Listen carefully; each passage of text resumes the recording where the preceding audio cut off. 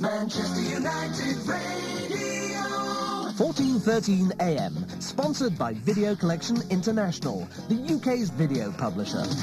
And welcome back to Manchester United, to you exclusively from our studio at Old Trafford. In a moment, it's your chance to win that signed Champions League shirt. But first, a raid on the station archives for some of the classic goals brought to you by commentator David Hooton. Since 1413 AM hit the airwaves in March '94. United Attack on 1413 AM. Manchester United Radio. This is the story of Manchester United Radio. Well, it's more of an opportunity for me to build up the picture of this former elusive Manchester radio station. Now and then I make a video on something and hit a brick wall on research, and this is one of those occasions. So if you worked on or know anybody that worked on Manchester United Radio, or have any photos or information, then let me know. Manchester United Radio, sometimes known as MUFC Radio, was the official AM radio station of Manchester United Football Club based at Old Trafford Stadium. It was originally the idea of Club Radio UK, who launched Blackburn Rovers station in 1993. It was a low-power amplitude modulation or LPAM service owned by Manchester United themselves, and its goal, no pun intended, was to broadcast live match commentary, interviews, features and news to fans. It was actually set up and registered under the bracket of a community radio station, but its output was only of interest to football fans, and as a news and traffic service to travelling supporters approaching and leaving the stadium. Manchester United Radio was said to, in numerous sources, broadcast within an area of approximately 50 miles around Old Trafford Stadium, but this wasn't true, although I'm sure there were exceptional circumstances. Being a 1-watt service, it was audible within around a 5-mile radius of the station, and a 50 square mile range was most likely. As I said, I'm sure there were exceptions, and during winter evening broadcasts, it's likely that the signal could have travelled many hundreds of miles due to the effects of propagation. Manchester United launched the station on Saturday the 5th of March 1994, and unfortunately the first broadcast featured a 1-0 defeat against Chelsea. Former Piccadilly radio presenter Matt Proctor was the creator and presenter of the Matchday show. Not only did it provide live coverage of matches, but it also helped those who were unable to get to the games to find out what was going on, so perhaps the name a community station was quite fitting after all. The station's output would often be simulcast on the PA system inside Old Trafford Stadium. The main show was ran and presented by now retired sports journalist Matt Proctor, along with his assistant Jane Mansell.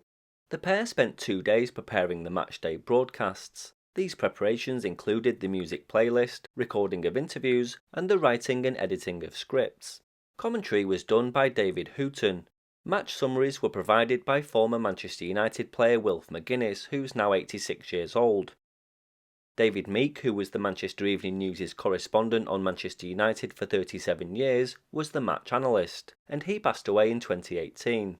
Rachel Jervis was the station's statistician, and sources say that Tom Tyrrell provided traffic reports. However, he was considered the voice of Manchester United, and was a radio commentator who was well known to United fans. He could be heard on Piccadilly Radio, Key 103 and BBC Radio Manchester, reporting on the club for more than 40 years. He passed away in 2017. I'm sure other personnel were involved too, including DJ Keith Fain, and I hope other names will pop up in the comments too. Turns it to Beckham. Beckham across the centre circle to Sheringham. Sheringham, lovely chip out to his near side, finds Giggs. Giggs now, a chance to run. And he's pulled back. Gets up the byline, gets the ball across the wall to the far side. I've got the head heading back down there. It's there! Sheringham! Lovely cross by Ryan Giggs. He did what we've been wanting him to do all evening. Got the ball to the left, went past his marker, down to the byline, got the ball across the far side, and it was Sheringham on the far side across the goal into the opposite corner. Headed back by Johnson. Scholes battles for it, the ball breaks. Scholes battles for it again. Scholes possession. Scholes going through. Beats his man. Scholes scores. It's there. Lovely play by Scholes. He battled through. Juventus are arguing with the referee over it, but the referee allowed Scholes to go through. He went round the goalkeeper, slotted the ball into the back of the... Manchester United Radio was on the air during the early part of the afternoon and evening, and some shows lasted 8 hours. It generally began broadcasting from around 3 hours before kick-off until around 2 hours after the final whistle. Therefore, it was able to provide traffic reports for fans approaching the stadium before a game and then leaving afterwards. The police also used the station as a means of getting messages to fans, perhaps those out to cause trouble. The phone-in number was 0161 872 1413, now long disconnected. Originally, the studio used a tape machine, and later a PC was added for digital editing, and it was based in the commentary box at Old Trafford Stadium itself.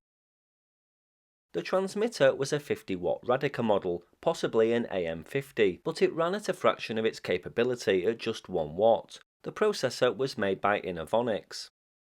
I've not been able to find any photographs whatsoever of the antenna, but an antenna similar to this one at Oldham Royal Hospital for their Radio Cavell service was used at Old Trafford. It was a short lattice antenna with a loading coil near the top and a capacitive hat. Underneath was a copper mat to allow the small structure to effectively radiate its 1 watt output power. It was located somewhere around the edge of this car park, and if anyone can find a photo, then let me know. The audio clips I've been playing for you are from a quite rare cassette in my collection called MUFC on tape. The 9-minute cassette was released in 1997 and features a compilation of quotes and clips from Manchester United radio. I'm sure there was plenty of these tapes produced, but I've only ever seen 1 or 2 of them. If you want to hear the full tape, I'll leave a link in the description below. I will, however, leave a quiz at the end of this video that was played at the end of the tape to see if you can identify the voices of 5 Manchester United players of the time. After covering no less than 418 home games, Manchester United quietly retired the station after the 2007-2008 season, with its final broadcast on August 18, 2008.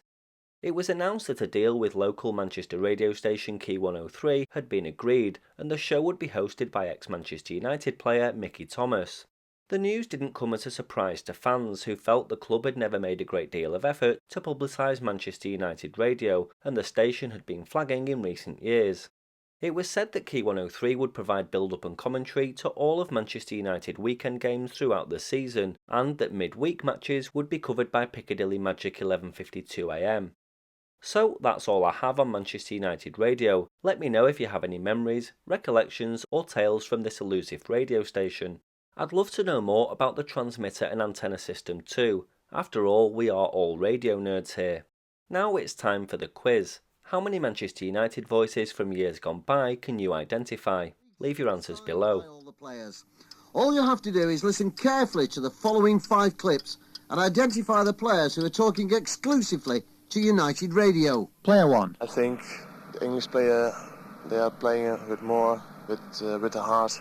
I think that's a good point. In Holland they play more tactical. United star 2. We've got to play with more patience. We'll play with an extra midfield player.